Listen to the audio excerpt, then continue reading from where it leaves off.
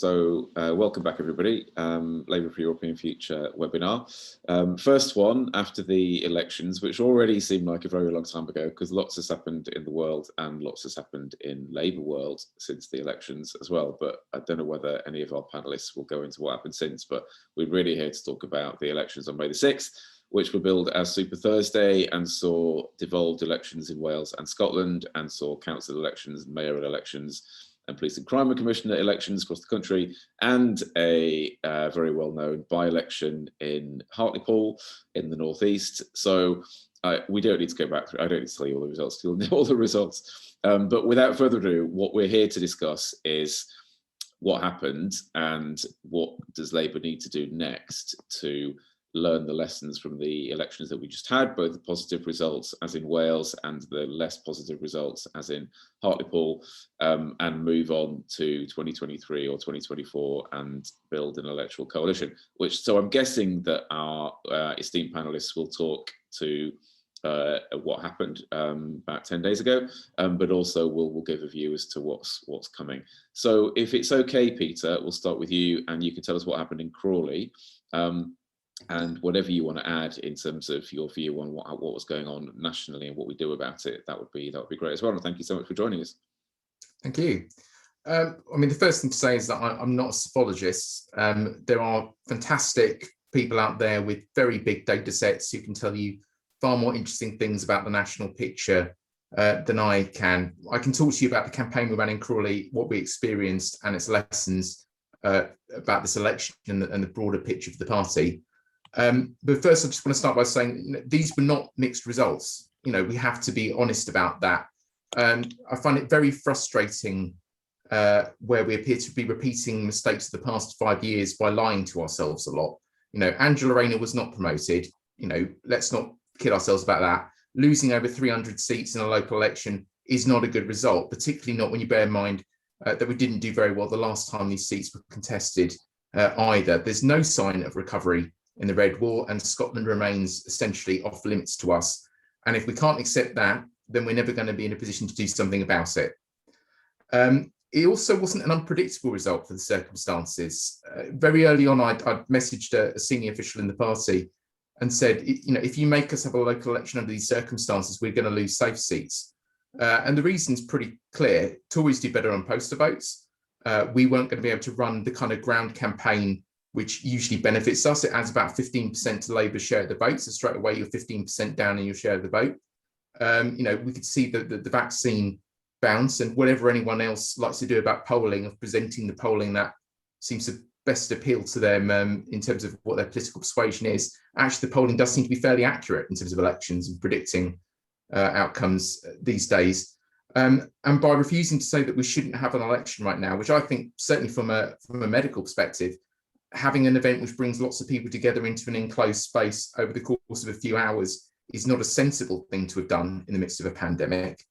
By acquiescing on that, we gave up, I think at the start, a structural advantage to the Tories in these elections that we really could have done without. And we need to stop doing that because we have a habit of acquiescing on these things. The party seems to view Crawley's result as positive. And it was an election in which we beat the national swing. In fact, we've beaten the national swing every election now for 9 years in a row, which is why that when we say that the party's gone back to where it was in 2010 in terms of total number of seats, we are one seat short of the Conservatives in Crawley. We should be level, but there was a defection from Labour to Independent. And if I'm no longer in this seat, if there's a Conservative as leader on the 29th of May, you'll know that Independent prefers a Conservative administration at Crawley to a Labour one. But the reality is we had a net loss of 1 seat in Crawley. I think we ran a pretty good campaign. We were number 1 on dialogue for most of the, certainly end of last year all the way through to about March or April, early April. We were number 1 on dialogue. We'd done paid deliveries every couple of months. We had a leaflet ready to go the day that we were able to go out delivering. We managed to make 3 canvases of our target areas.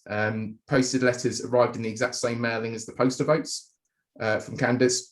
We hand wrote get out the vote messages to every single Labour promise in our targets, whole letter and written address on top of that. And people look at the result and say, well, it didn't work. But actually, we did get out the vote. The exact number that we thought we needed to win these seats, we managed to get out and a little bit more. The problem was turnout was up and the turnout all went Tory. And that meant that while we'd run a get out the vote campaign on the basis that that's what we thought we had to do, we were surprised by a higher turnout than expected. There was no sign of that beforehand. And due to limits on time, we'd focused pretty much on our promises and a few target groups to get our voter pool up to where it needs to be.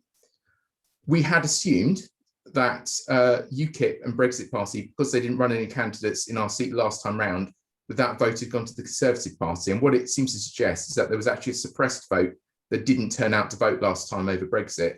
And when they did turn out this time round, they voted Conservative. And the question is, will that happen next time round?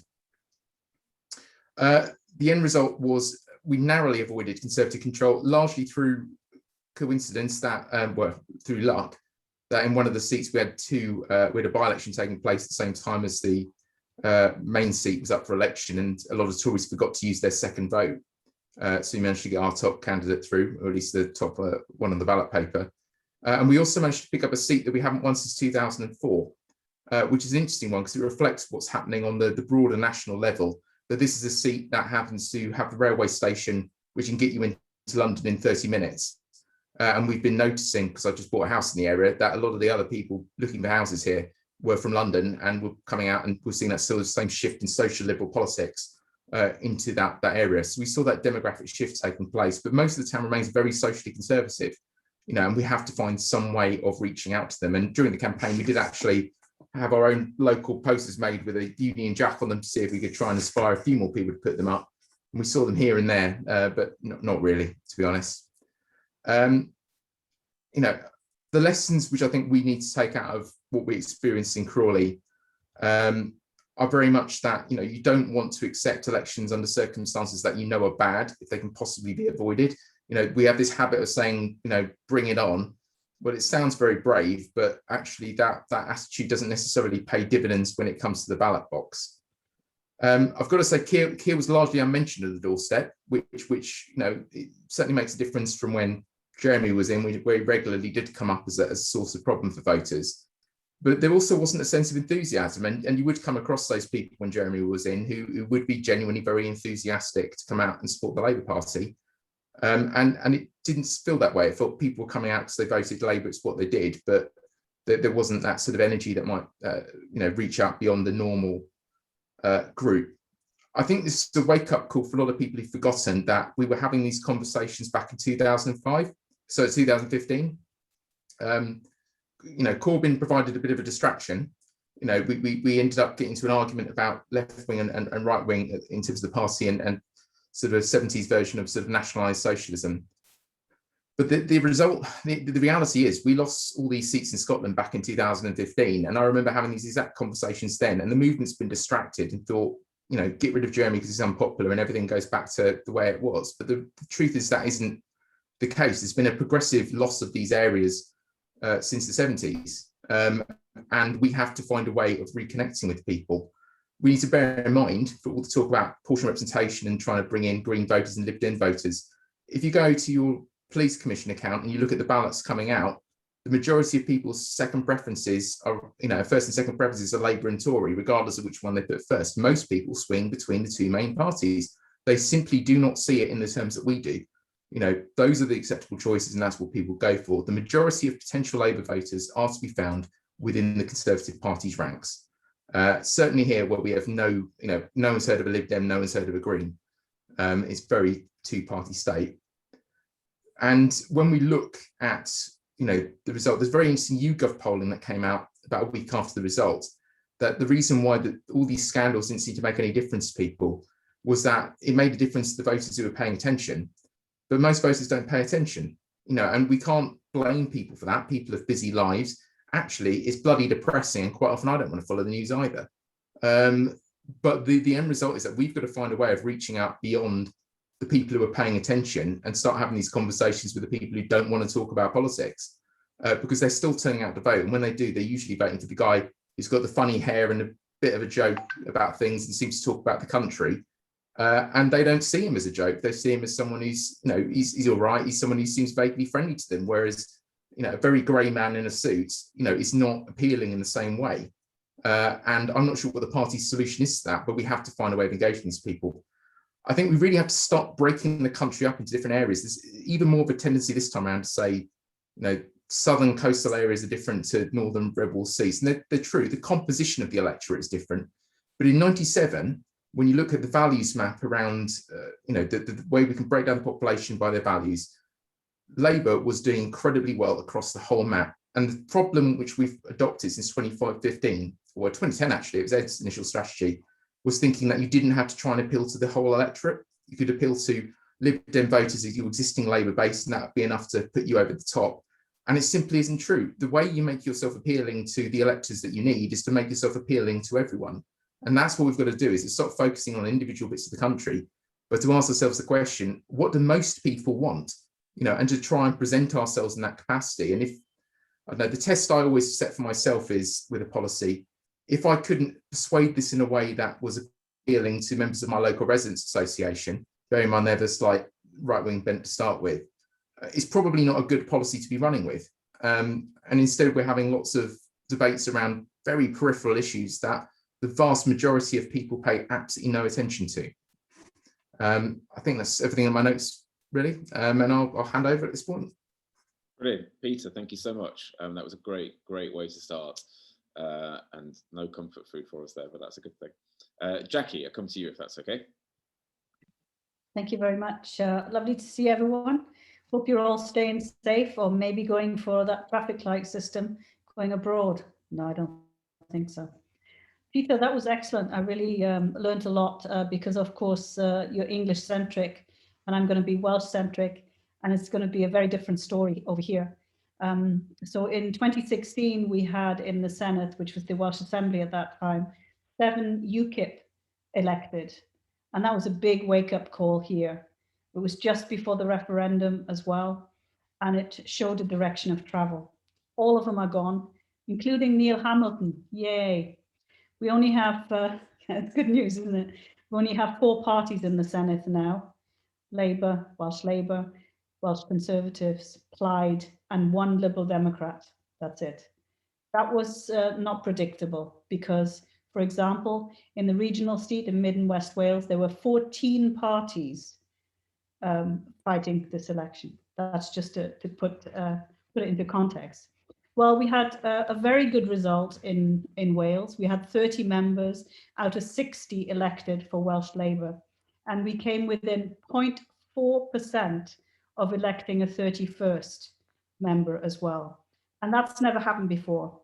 In the 2nd, 4th, and 6th Senate, which is this one, there have been 30 members. So it is a very, very good result. And in most constituencies, the majority increased as well. We lost 1 seat, and that's the Vale of Clwyd, but we regained the Rhondda. And that was because it was a hyper-local candidate who was extremely well known in the area and someone who was retiring. The Lib Democrat was retiring. So that was good. The turnout was the highest it's ever been. It's not high, 47%, but it's the highest it's ever been. So we also had an increased turnout. And certainly in the seat that I contested, the turnout was 51.8%. It's always higher down there, but that just goes to show. We also had a good result with the police and crime commissioners. 3 out of the 4 police and crime commissioners are Labour in Wales now. So all very good. The Conservatives, though, increased their share of seats to 16. Plaid increased theirs to 13, and the Liberal Democrats, they stayed the same at 1. So the campaign, well, I think it was the same in England. On the 12th of April, we were allowed to go on the doorstep. I can't remember now what happened in England, but that's the earliest that we could go out and talk to people. Before that, of course, we were on dialogue, talking to lots and lots of voters. I didn't find dialogue that fantastic. I think there are questions there to be answered for the UK Labour in terms of the questions are being asked. and the data set that they've got as well. And that's a role for the CLPs as well in particular areas. We really need to get better organised for the general election, whenever it might be, 23 or 24. Of course, we've got local council elections next year as well in Wales. I presume in Scotland as well. So the campaign, we benefited from Mark Drakeford, our First Minister, being on television near enough every day, and being seen as successful in keeping the population of Wales safe, and for the successful vaccination rollout. So it was, if you like, in England, I presume, the Johnson effect. In Wales, it was the Drakeford effect. Like, and I can tell you that he came down to Preseli, Pembrokeshire, and he was almost mobbed. Everyone wanted to take pictures with him. You know, poor Mark with this, you know, like, he looks nerdy, as some of the members said, but they actually really loved him. Even men in their 20s wanting to take selfies with him. It was just bizarre. But that really helped. So I think that's a big lesson, somehow, to be able to have the comms for key members of the cabinet to be much more visible is really, really important, I think, because the recognition is vitally important to the voters, as long as you're doing things according to them, the way you want it, they want it to be done. We also could say that every manifesto promise from 2016 was achieved. Now that's a big one, and you could confidently say that. There was no, I mean, the Welsh Conservatives have gone much more right-wing, in my view, with Andrew R.T. Davies, who's now the leader again.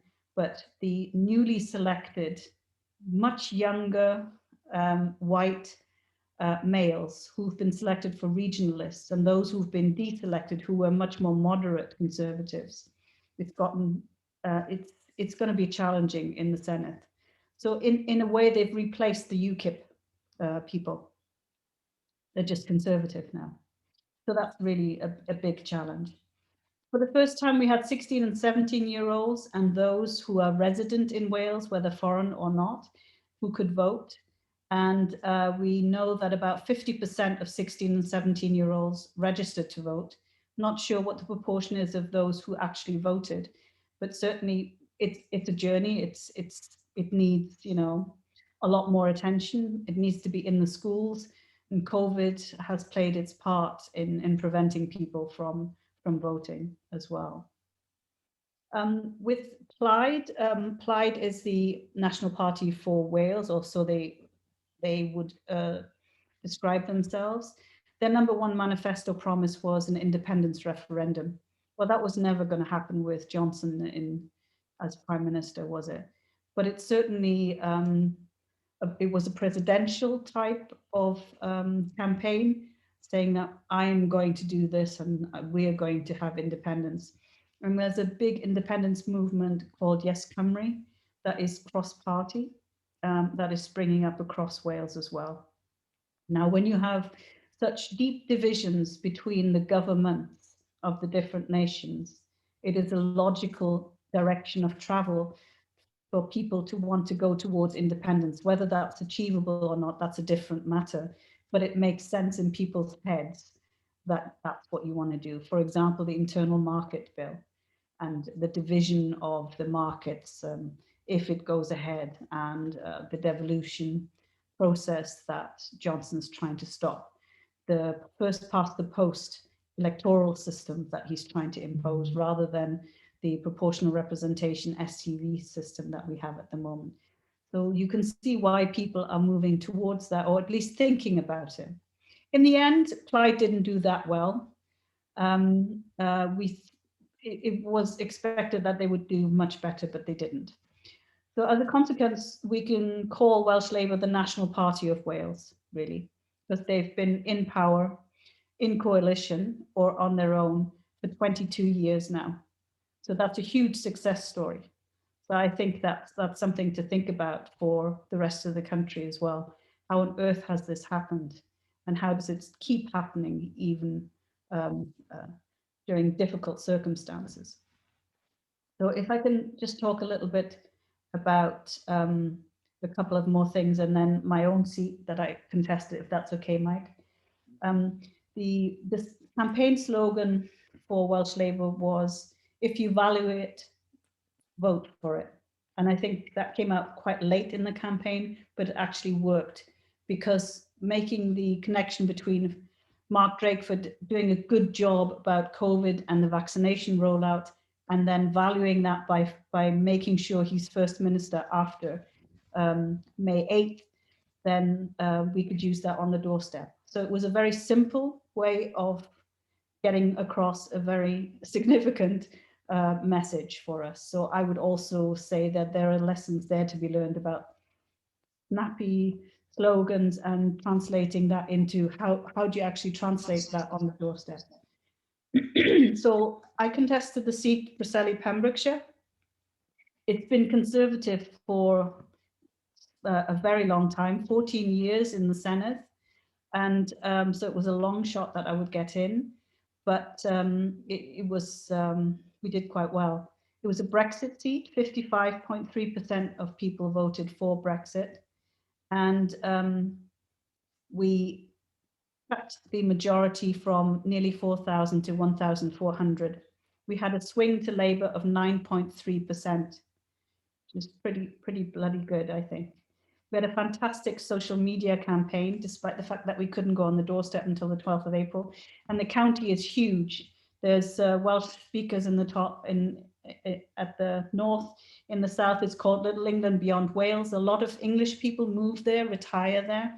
So there's quite a lot of wealth, but there's a lot of poverty as well in Milford Haven, Pembroke Dock, and other areas as well.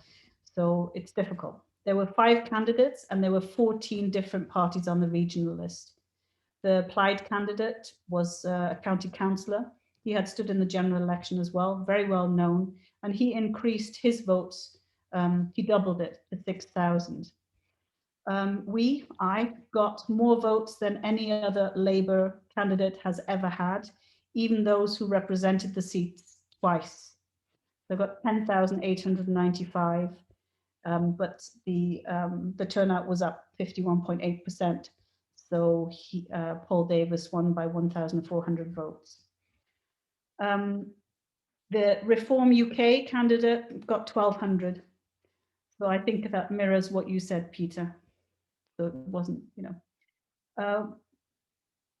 so I think that's all I really wanted to say, because I've made some comments about, but I'm sure we'll come back to everything else as well. But I'd love to hear from Christabel. Thanks very much. Great. Thank you so much, Jackie. That was wonderful, and it's good to hear for all of us. I think good news from Wales. Though very sorry that you came close but didn't quite get there. Hopefully next time. And then last but very much not least, Christabel, we will come to you. Thank you very much. If it's all right, I'll sort of take a bit of a general view of these elections.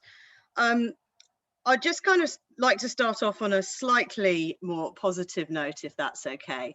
I think part of the narrative about these elections was not exactly distorted, but certainly overshadowed by the fact that the Hartlepool results came out first. And as we all know, that they're extremely good at counting votes very quickly up in the northeast. And I think that by-election was exceptional in some ways. It's a seat that had a very, very high Brexit Party vote. And it was really only that saved it from being part of the Red Wall losses in 2019. And had that seat gone, I think, in 2019, I think it would have, it would have just been part of the sort of general collapse of the Red Wall, and I think would have been relatively uncommented on. But the fact that it took place afterwards, I think then, it became a story in itself, when perhaps, it was almost inevitable that it was going to go to the Tories if enough Brexit Party voters switched, which unfortunately they did. On a slightly more positive note, this is, or rather slightly clutching at straws perhaps, it was obviously a bad result. The projected national share from those local council elections put us 7% behind the Tories. However, that's not actually the worst result we've had in recent years, which was 2017, where we came 9% behind the Tories. And it's just worth remembering that those results came literally weeks before the general election of 2017, where we closed the gap on the Tories to 2%. So it is a very volatile, period that we are living through. And I think to automatically conclude that these results are a catastrophe for a general election would be wrong. The other interesting figures that I've seen that the team at YouGov did an analysis. Now, it is quite difficult to try and translate local government results into general election results. People vote differently. The smaller parties do better. You have a bunch of independents that people will vote for in local elections, whereas when it comes to general elections, they will tend to go for one of the two big parties. Nevertheless, their analysis reckons that compared to the general election of 2019, we have improved by a grand total of 3 points. And, even within these elections, there were some positives. For example, the mayors, we won 2 mayoral contests from the Tories in Cambridgeshire in the west of England. And of course, Tracy Brabin got elected in West Yorkshire. And there were some gains in the south. Notably Worthing, that we gained a councillor in Tunbridge Wells, of all places, which the Tories lost control of. And in fact, the southeast was the only region where the Conservatives lost councillors, though a lot of them were to the Lib Dems rather than to Labour. And of course, the other great success of that night was, as Jackie's just been saying, Wales. And I think that, absolutely all credit to Mark Drakeford and the Welsh Government. I think one of the things that has been really obvious over the period of the COVID crisis is that, because it's put so much focus on government, it has given incumbent government an advantage if they can be, at least vaguely competent. And, sadly, that even applies. I mean, it's interesting if you look at international comparisons as well, most incumbent governments have done well out of COVID. So, of course, you see Nicola Sturgeon doing well in Scotland, you see Mark Drakeford doing well in Wales. And, tragically, you also see Boris Johnson doing well in Westminster. And whatever all of us think about the government's initial handling of the COVID crisis, and I think all of us would agree that it was dire. The real problem is that, well, I mean, it's a nice problem, I suppose, for the population of the UK, but the vaccine rollout has been an extraordinary success. I mean, sort of you get 80 to 90% of people saying that they are approving of the government's vaccine rollout. And at the same time, they also think that that's the most important thing going on in the country. So you just simply cannot have an incumbent government where the most important thing that is happening, they are getting that kind of approval level of, that is not going to be electorally rewarded somehow. And whatever we think about that, that's simply not going to change.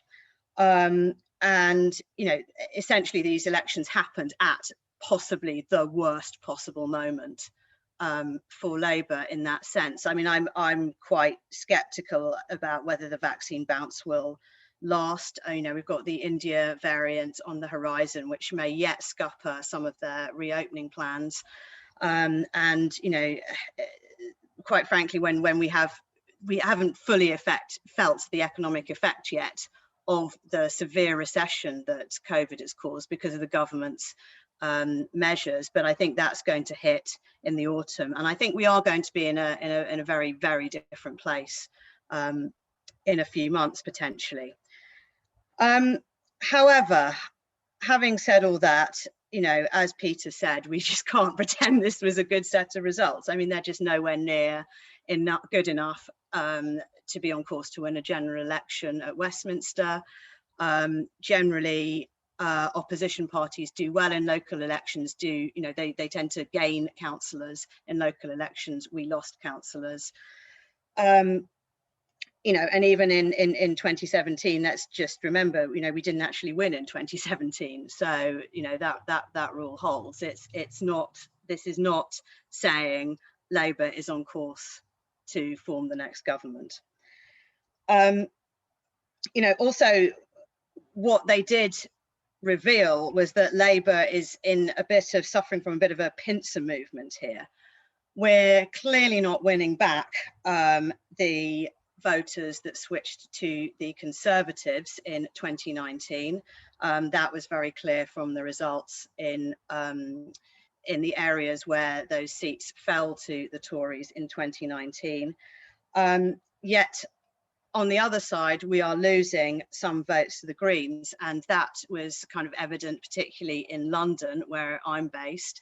You saw, I mean, obviously Sadiq still won, but it was a very, very odd and muted campaign. And given that at points we were expecting him to win on first preference votes alone, the fact, I mean, it's still great that he got 40% of the vote, but it's down from 44% last time. And you saw some of those votes clearly going to the Greens and other independents.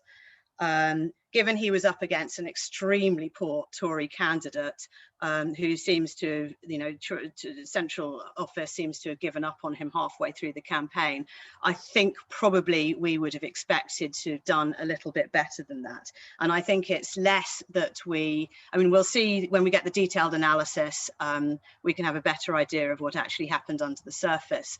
But my strong suspicion is that the votes that we lost were probably lost to the Lib Dems and particularly to the Greens. So at the moment we're in this kind of, we're not gaining back the Tory switchers and we're losing votes. We're losing votes to potentially the Greens and possibly even the Lib Dems. At the same time, we have got the problem that we had in spades in Hartlepool, that there's a bunch of Brexit Party voters who it looks like if Hartlepool, and I think sort of Peter was saying this as well, they are just going to switch in the main straight to the Tory party.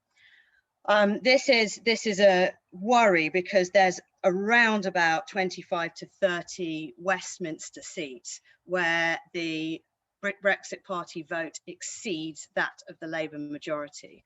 So therefore, just without anything changing other than, the Brexit Party doesn't exist anymore and the Reform Party is just not picking up those votes, those seats would fall to the Tories.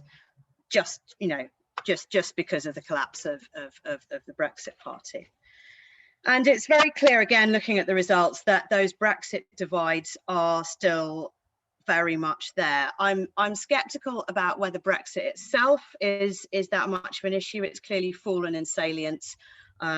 This is not what people are saying are the most important issue anymore. Obviously, COVID and other things have taken its place as a particularly important issue. But nevertheless, you can see that in the areas that voted in Brexit, Labour continues to do badly. In areas that Labour voted Remain, we are doing slightly better. And again, as Peter said, this isn't even entirely about Brexit. These divides have been there since at least 2015, if not before. It's part of a very long-term trend for Labour, and clearly at the moment we are not reversing that trend. I would say, at the moment where we are, it feels to me like the Labour leadership has rather taken the adage, if you're in a hole, stop digging, rather too much to heart, in the sense that I think that we have stopped digging. I think, Keir coming in, exemplified the fact that we've stopped digging, but we're still standing there at the bottom of a hole and with a spade kind of not making any progress with that. I would say that the problem with an incumbent government is that you've just got to give people a reason to change their vote, and if they don't have any reason to change their vote, they're just going to vote the way that they did at the last election. And And I just don't feel at the moment that Labour is particularly giving those switchers a reason to change their minds. I think briefly when Labour was ahead in the polls in the autumn, which was essentially when the Tories had reached their absolute low point in dealing with the COVID crisis.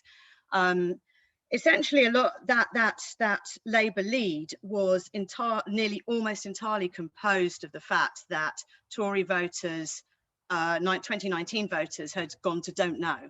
They hadn't made the switch. They'd just sort of started thinking, oh, okay, maybe they aren't that great after all. I'm going to sit on the fence on this. And of course, the moment we have the success with the vaccine rollout, they've all gone straight back to the Tories. So we just haven't managed to say to give those people any reason yet to say that, you know, that they should look again at the Labour Party. And I do feel that at the moment, what we lack is a bit of a sense of purpose. And I think we're going through all of these debates at the moment about, you know, winning the working class. Are we, you know, are we there for the working class? Is it, you know, what is the working class? You know, should we be just concentrating on the red wall? Should we be forming a progressive alliance? And, you know, ultimately, it's all very introspective, and it's all, you know, sort of us talking about ourselves to ourselves. Whereas, you know, what we're not saying is you know, what are we for? And I think that, you know, I think we probably can all agree what we're for. We're there to provide a transformational progressive change for the UK. And essentially, you know, we know that our voting coalition is more disparate than it has been in the past. We know that there are these divides over cultural values expressed, you know, essentially through Brexit. But they pre-existed Brexit, and I think will continue post-Brexit.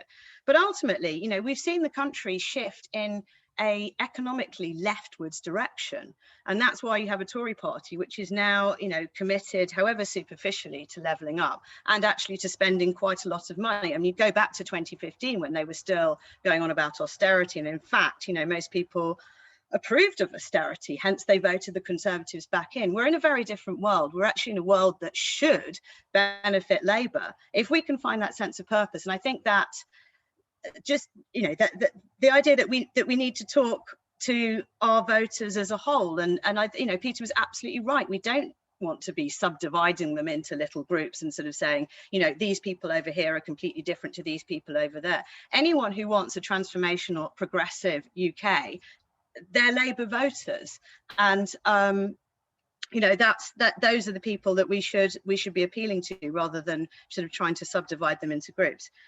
So yes, that would be my summary. You know, we've stopped digging in the hole, but we're still standing there, and I think we need to fairly urgently figure how to get out of that hole. Great, thank you very much, Christabel. Thank you to all of you. Right, if you have questions, please pop them in the chat, or you can raise a hand using the reactions tab, and we would love to hear from you. So, but first question from Diana in the chat is to your point, Peter, about having policies that appeal to everybody and not just certain groups. Did you want to expand on that? And I don't know if you've got a sense of what those policies could be, or even just how the party would move to a position where we are representing or seeking to represent the whole country, as indeed, you know, we did back in '97. I mean, I don't have a, you know, I can't claim to have the solutions, you know, to be honest, but we can say that in the campaigns where Labour has been successful, it has tried to speak to the whole of the country, and it has tended to focus on the future rather than whatever happens to be the issue at that moment in time. You know, and what the party has done in the past. You know, you certainly look, you know, ahead to, well, you look at the sort of 45, you know, winning the peace sort of narrative, the 60s, you know, white heat of technology in 97, you know, the whole mixture of things in 97, really. I mean, things can only get better, really kind of sums up, I think, the general view by that point. But it was still kind of a sort of party it was, I think, to an extent, accepting the Conservative Party's mantle in the sense that they'd with Black Wednesday shown themselves to not be effective managers of the public sector or sort of the resources of the state. And we were saying, well, actually, we're a perfectly respectable pair of hands, hand it over to us and we'll run with it. But I can certainly say that when you do values analyses of you know, where the party support is election after election, we are increasingly clustered into, you know, a very narrow bit of the map of people who are very socially liberal and to some extent collectivists in terms of our sort of economic outlook. And if you look at the party when it was winning elections, we were covering much bigger sort of spread of that. We were reaching out to people who were sort of aspirational voters on the one hand, and we're reaching out to the people who you know, are quite socially conservative. You know, the people who we keep talking about in these red wall seats really seem to be talking about. But I don't think it's helpful to view them as being something other. You know, and that's what we seem to be doing at the moment is having sort of othering of people. And actually, you'll find the same views in every constituency in the country. It's just the composition, you know, is different. Now, the party should be using all the data tools at its disposal in terms of things like focus groups, in terms of things like polling. But the trick is asking the right questions, and that's where we you know, if you put rubbish into these sorts of, you know, methodologies, you tend to get rubbish out. The party really needs to approach this with a very open mind and you know, really start from first principles almost about what does a movement that's based on the idea of ensuring a decent quality of life for everyone look like in the 21st century. Because I've got to say, looking at the 2019 manifesto, I didn't object to any of it. I ran for it, you know, for Parliament. But if we're going to spend an awful lot of money nationalising things, I'd rather be focusing on nationalising things that are going to be relevant to the future of this country and not things that we just happen to have had in national hands in the past. Great, thank you. Christabel, Jackie, did either of you want to comment on that as well? Jackie, go ahead. Yeah, I just pulled up the new Welsh Government ministerial portfolios, and we've got the Council General and Minister for the Constitution. So there's a constitutional convention going to be starting in Wales about what kind of radical federalism we might want. So I don't know if people on the call are aware of this, how far down the line we're looking at this. So there's a Minister for Social Justice, and we've got the socioeconomic duty coming online. We've got a Minister for Social Partnership, and that is getting rid of the very divisive trade union legislation. So progressing that social partnership theme. We've got 2 ministers for climate change in the cabinet now. That's brand new. And, you know, a minister for mental health and well-being. So there are things, and the Minister for Social Services. So social care has announced that if Johnson's not going to do anything about social care, then Wales will go ahead and revise it itself. So there are lots of things actually happening with the Welsh Labour government that are what Peter would describe. I presume he means some of this, not all of this, obviously, because that's a matter of much wider discussion. But these are things of the future, forward-looking, and these are things that came up on the doorstep. So they're things that voters were talking about and will be talking about when we come out of the COVID pandemic as well, and as we try and recover. I'm not saying they're doing it all right, obviously not, and that's not what I'm saying. But what they're at least trying to do is address some of the concerns that Peter was talking about by having cabinet responsibilities that mirror those concerns on the doorstep. Brilliant, thanks. If I can just say a couple of things. First of all, Jackie, I'm so envious that you're talking about things that you can do in government. It feels just so long since we've been able to do that in England. But also one thing I would that's quite interesting in the polling numbers is that whenever you do surveys, people's views, the majority of people, if you ask them sort of questions on kind of left-right economics, about sort of nationalising things, about the role of government, about increasing spending on public services, etc., etc. People broadly are quite left-wing, and I think that was the problem with the one of the problems with the 2019 manifesto, was that people always said, well, look, all these policies were great because they polled really well, everyone loved them. That's absolutely fine. I mean, generally, if you ask people, do you want lots of free stuff, they will say yes. However, the problem is if you package it up into something that sounds really radical and left-wing, people don't like it, because really interestingly, whilst people's actual views tend towards the left, they self-define mostly as towards the centre.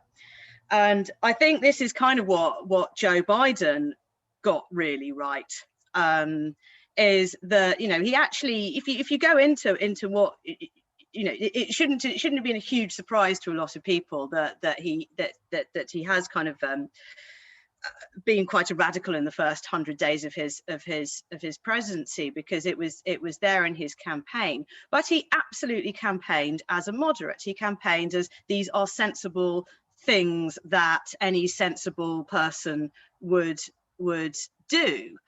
At one point he actually said, do I look like a socialist?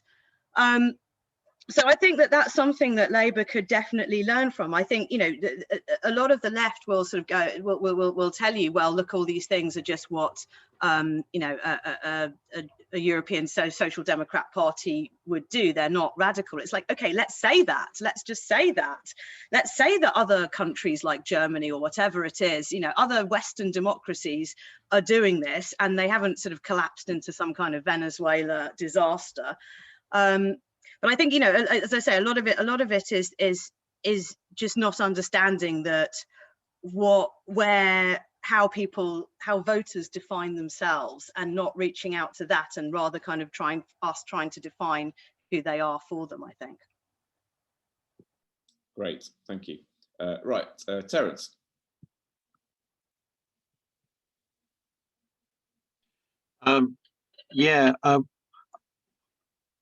What struck me about the Hartlepool election is just how much the Tories lied to the people of Hartlepool, who seemed unusually gullible, perhaps because they are so desperate. I mean, you saw on the TV people coming on and saying, "Oh, we're going to get our airport back." Apparently, they had an airport in the 50s, which enabled them to fly to Bournemouth, which obviously they're not going to get, and but presumably they were told they would get it back, and they were told they're going to have a free port, which would bring in a lot of economic benefits, which it's unlikely to. Then Nadine Dorries told them they get twice as many jobs as people in Hartlepool, and they believed the furlough system was a sign that the Tories had become anti-austerity. They weren't aware that in other countries in Europe people are getting better furlough systems and things like that. So I mean, perhaps it's just a matter of trying to cut through the lies and put forward policies that you can convince people actually give them some prosperity, the prosperity that they want. I don't know if people have any thoughts on that. Great, who would like to take that? I mean, I can respond. I mean, I think the thing is that certainly Ben Houchen does seem to have done some things for Hartlepool. I don't think we can just say that they lied. I think it's, the Tories are directing some money towards politically, strategically advantageous places. I mean, it's very much pork barrel politics. We saw that with the Towns Fund, that it wasn't going to the most deprived places in the country. It was going to Conservative marginal seats. But the fact is that it is going to some of those seats. So I don't think we can just say they're outright lying about it. Do I think that the Tories are actually going to level up Britain? Of course not. I mean, people have been trying to level up Britain for decades, and I don't think this is the government that's going to do it. So I think calling them out on the fact that they won't do they won't bring about transformational change, I think is fair enough, and I think that will be apparent over the next couple of years. But I think, you know, it's kind of like I say, that Ben Houchen and people like that are giving people reasons to keep voting Tory, and I'm just not sure that Labour are giving people reasons not to, or at least to vote for Labour. Great. Anybody else? Peter. Yeah, I mean, look, we you know, most voters aren't engaged. I mean, that's the honest, you know, long and short of it. And, you know, do Tories lie? Yeah, there's always been lying in politics. I guess the question is, what does it matter? You know, at the end of the day, I mean, the question which we've got to answer is, how are we going to deal with it? You know, and we don't yet have a clear answer to that. What is interesting, though, is I say we've done focus groups through work. I've been doing focus groups, my day job, in various bits of the Red Wall, and the levelling up agenda they see as being a bit naive. They don't think that you can have an area levelled up to another area. They think, you know, if something's going up, something has to go down. And in practice, they want more goodies moved away from London, the southeast, to the north. And the question really, I guess, is, you know, if the government is going to deliver that, and you know, we have doubts whether or not they will, what are the consequences going to be in the rest of the country, particularly areas they're already losing ground in, once an awful lot of those benefits starts being shifted away? You know, down on the coast, we saw sort of Worthing starting to shift.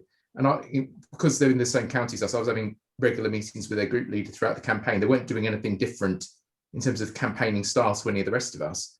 The demography is shifting, you know, and this is what we're seeing, you know, in various bits of the southeast. There's a lot more potential here. But if the government, I do not believe it is possible to be a government which can deliver all things to all people. I mean, frankly, having run a council for 7 years, I can tell you it's very difficult to deliver anything for anyone, really. And they certainly won't vote for you after you've done it. Great, thank you very much. Right, Neil Adams, we'll come to you, please. Apologies in advance. I quit. The computer quit on me a moment ago, so apologies in advance if it does it again mid-question. I'll try not to leave you on the edge of my seat, on your seats. So just basically a couple of observations, and apologies if you've discussed this while I was out incommunicado.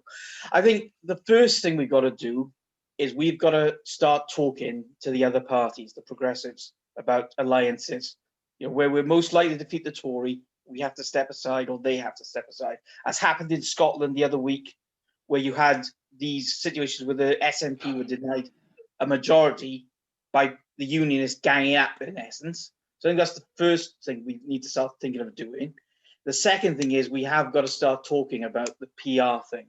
If we get in next time, you know, that's what we got to do, because it occurred to me the other day, I'm 50 in 2023. I'm waiting for you all to say you don't look that old, but for 32 of those 50 years, I will have lived under a Tory Prime Minister. Not 25 out of 50, 32 out of 50. And that just isn't right. It's about time we did something about it. In 1997, we let them off the hook. We let the enemy off the hook. They regrouped, and look where we are now. So we really do need to start going down that PR route and dump FPTP. So I think that's one of the things we need to start doing. The other thing is, of course, with Scotland, we do need, you know, if we want them back, we have got to get off the fence with regards to the future of the EU. As long as we keep saying to the people, we're not going to rejoin, or maybe we'll join the customs union or the single market, that's not going to wash with the Scots. Or I think a lot of people south of the border, Christabel, you mentioned the Greens doing well. I bet you that's a lot of reluctant Labour voters who wanted to vote Labour, but every time Keir Starmer opened his mouth on the issue of Europe, they said, no, sorry, until you say the R word, you don't have no vote. So it's just basically those kinds of observations, you know, PR, alliances, and finally turning around and saying, we will rejoin. And I think if Brexit is a cock-up, which it is, and once that becomes manifest, I think the rejoin message will become much more appealing to people. Because right now, all we're doing is we're just parroting the Tories, and people are like, what's the point of that? Why should I vote for you lot if you're no different to them? Great, thanks, Neil. Lots to chew on there. I'm going to come to Diana. and then come to each of the panelists to answer your questions, Neil, and Diana's, and then for final comments as well, because we're coming up on time. Diana, go ahead. Yes, I think the Labour Party has to grab this chance to completely reorder the party. The traditional voter base is gone and it's never going to come back. We have to appeal to everybody across the board. One of the ways to do that is to have policy go into the next election, which may only be a couple of years away, go into the next election with a policy of actually having proportional representation by single transferable vote and not having a referendum on it, because it has to be policy that's going to be implemented. That would bring, and also we have to have English devolution. We must have some sort of system of bringing decision making, like in Wales and in Scotland, much closer to the voters, because then they will see that their vote does actually matter. We've a lot of work to do, and the left has to understand that is the only way we are ever going to get back into power. We must fight the election on Labour for democracy, because this government is just sliding into fascist dictatorship. And I think once COVID does begin to settle down and the dire effects of Brexit then become even more apparent, and I think it is going to be a slow burn. I mean, there's enough dire things happening at the moment, but I don't think people are really taking any notice of that. But once they do start taking notice and they realize how many jobs have gone, how much money's gone out of the country, the complete waste of money on Brexit in the last 5 years, I think they will begin to see that a radicalized Labour Party will be the people to vote for, because I do not believe that the Tories can carry on forever. They will be sussed out in the end, but we have to help them do that. And at the moment, I voted for Keir Starmer, and I think in many ways he's done very well, but I think over these elections, and particularly the Hartlepool election, he has just, his political inexperience has shown. I think he should not have decided to have a reshuffle so quickly after the election. He needed to step back, talk to people, think about what he was doing. I think he made a big mistake, and I don't know how he's going to get out of that hole that he's done. But I hope he will, because the party has to work together to achieve the aims. PR actually makes far greater voter engagement, and that's what we want. We want the young people, the people who don't vote, people who have been voting Tories because they've believed all their lies, and it's going to be an uphill struggle, I'm afraid. Great. Sorry, that's it. No, you're fine. Thank you so much, Anna. Right, there's lots to cover there. So if I can come to you first, Christabel. So there's Neil's comments on PR, Progressive Alliance, EU, Rejoin, devolution and democracy, and then Diana on devolution and democracy, and the other things you mentioned. That's a lot, and so off you go. Okay, I'll try to be brief. I'm afraid that I'm of the view that PR is a bit of a red herring for us at the moment. We have to win under first past the post before we can change the voting system. Whatever the merits of changing the voting system, we have to win under first past the post. Now, I know there's an argument that it's going to be desperately popular. There is just no evidence that this is something that people care about a lot. I actually went through the British election study data recently, and they ask people to do this free text thing that you put in, what do you think the most important issue is? And it was, you know, there was about 3 people that put changing the constitution. I mean, not quite, but I mean, and I was actually only looking at Lib Dem and Green voters. If you go back to 2017, there are far more, about 10 times more Lib Dem and Green voters who were worried about having an unstable coalition government than there were about bringing in proportional representation. Now, I'm not saying that there aren't people who do support proportional representation. It's just, it's not a huge priority for them. And so I think Labour going into an election with a manifesto commitment to do that is kind of saying these are things that we care about, and we're prioritising the thing that party activists care about rather than things that voters care about. I mean, I think, you know, if we were to form the next government, then absolutely let's look at constitutional reform.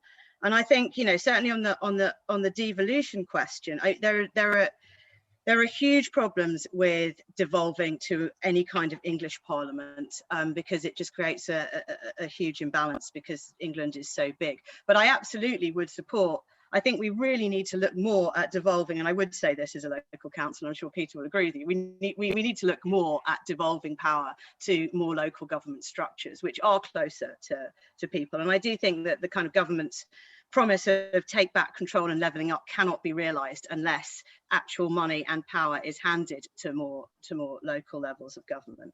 And then just on Brexit, there doesn't seem to be a huge appetite for rejoining at the moment. That may change, but right now I just don't think it's there, even amongst a lot of people who voted Remain. Having said that, I think the Labour Party's silence on this issue is unsustainable. I was really pleased to see Rachel Reeves the other day finally mention the fact that maybe the Tories' Brexit deal was a bit rubbish, because it is. And absolutely, we need to be saying that, and we need to be putting forward an alternative. But I think that right now, advocating rejoin, unfortunately, I just don't think the numbers are there for it. And I think it would ultimately cost us support. But absolutely, we need to break the silence about it. We need to have a policy on it. We need to be able to just say, just as a matter of kind of competence, you know, it's not that, you know, the deal the Tories negotiated is a bad deal, and we in government would make it better. So I think we definitely need to be talking about it more. Brilliant, thanks. Jackie. Thank you. Well, I would echo that, but I certainly used it on the campaign trail. And in Preseli, there are a lot of farmers, a lot of fishermen, fishing industry. So I certainly made a big deal out of that. No, and I just wanted you to know, because most people on the call are pro-European. Not one single person mentioned that I was an MEP, not in a negative sense or in a positive sense. So it made absolutely no difference, whether it's on dialogue, i.e. phoning them, or on the doorstep. It was not an issue. So I do wonder if we're making it more of an issue than it actually is. I do wonder about that. And I don't think, and obviously I'm pro-European, I don't think there's a question of rejoining anytime soon. We have to have that conversation, and I keep harping on about the Conference on the Future of Europe, and making sure that people are engaging in that process, and to see what that might look like, whether it's EFTA, whether it's EEA, whether it's EU or something else. I don't know. The EU isn't standing still, by the way. You know, that they're carrying on and they're morphing into whatever they want to morph into. So it's not something static that we can rejoin, something that we're pining for. In terms of a progressive alliance, I think this is not an official opinion at all from Welsh Labour. It's my own personal opinion. I would think that in places like Preseli and the constituency next door to Preseli that has been Conservative for X number of years in the general election, we would try and seek to have some kind of unofficial alliance so that the Plaid candidate wouldn't be a prominent candidate in one of the other two, you know, so one takes one seat, one takes the other, possibly. And I can see that happening, but that would be, I mean, again, very unofficial, but I think that that's the way to do it in Wales. And when it comes to PR, obviously we've got PR in Wales anyway, but the reason that we have a Minister for Constitutional Affairs, if you like, is because the devolution settlement and also the way we elect people is under threat. And the Council General has gone to court several times about different devolution aspects and competencies. So even I wouldn't suggest personally to go into a general election with a huge thing about constitutional change in our manifesto at UK Labour level. I'm talking about, because I don't think that would necessarily get us any votes or get us a lot of votes. I certainly think if we are in government, we should do something about it, definitely. But again, I think we really need to have more conversations with people. I really am really much more in favour of that, more progressive or a cooperative way of doing it. I'm also a cooperative party member. So that's what I would say about that. Thank you very much, everyone, for coming. So I presume we're ending soon. We are, yeah. Thanks, Jackie. Right, and last but not least, Peter. And just to say, I can see some people have raised hands. We're over time, I'm afraid. We don't have time for more questions, but we will absolutely take them next time round. And apologies for not being able to do that today. Peter, go ahead. Well, I agree with the last two speakers, and in the tradition of the Labour Party, I'll proceed to reiterate point by point everything that they've just said. Look, I didn't use the word red herring when it came to PR. I used the word mirage. But it's much the same effect. The reality is that we actually, I think people tend to think the Tories do the best out of first past the post. Labour does the best out of first past the post. We usually get things about another 0.89 votes for every vote that's cast. The Tories tend to give about 0.4. So we actually have a lot of structural advantages in the UK, and we still do very badly. And that probably should tell us more about how bad our performance is than anything else. But the idea that it's going to resolve our problems, well, firstly, you've got to get into government to do it, which means that we actually have to find a way of reconnecting with voters. Secondly, it smacks to me of we can't work out how to persuade people to actually vote for us, so we're going to try and borrow other people's votes, which never really works. When the Greens don't run or the Lib Dems don't run, you don't get a direct transference of support. And if you look at the spreadsheet I put out, that even the Progressive Alliance doesn't really work, because there aren't very many seats where the combined Labour, Lib Dem, Green vote actually results in that seat's flipping. We win by persuading Tories to vote Labour. And actually, I'd be perfectly happy to lose a voter on the left to go and vote from a Tory, because their vote is worth twice what a left-wing voter is worth, because I'm taking off their total and adding it to mine. So just, people, I think, looking at it from a big picture, voting and elections are about principles. I think Mike and other organisers will probably agree, actually on the ground, it's about numbers, and that's how you look at campaigns. You put the resources in where you're going to get the most amount of impact for the result. And under our current system, Labour does better than we would under PR. The progressive left as a whole might do worse, although I actually think quite often we overestimate how many progressives there are in the Lib Dems and some of the other parties. But it just seems this obsession that we have whenever we're doing badly in elections. We forget it when we do well, because we remember how to actually win. I'd agree with constitutional reform. My master's dissertation was entirely on English devolution and preferred models. I'd never talk about an election campaign, because frankly, no one's ever going to be interested in that when they go out and vote. The reality for us is that we've got to go out there and talk about what voters want to talk about. Half the reason they voted for Boris or supported him was actually they wanted an end to the whole Brexit saga rather than anything else. Now I want back into Europe, but the fastest route back into Europe is getting past Brexit, resetting, and then being able to have a conversation about getting back in. If we keep trying to have the same arguments for the next 10 years, we're going to keep getting the same result as we have for the last. And that's really, I think none of us really want that. And I can see everyone logging off right now as I'm speaking, which is not an unusual event for me, but it's usually a sign that I probably shut up at this point before I lose any more respect from people.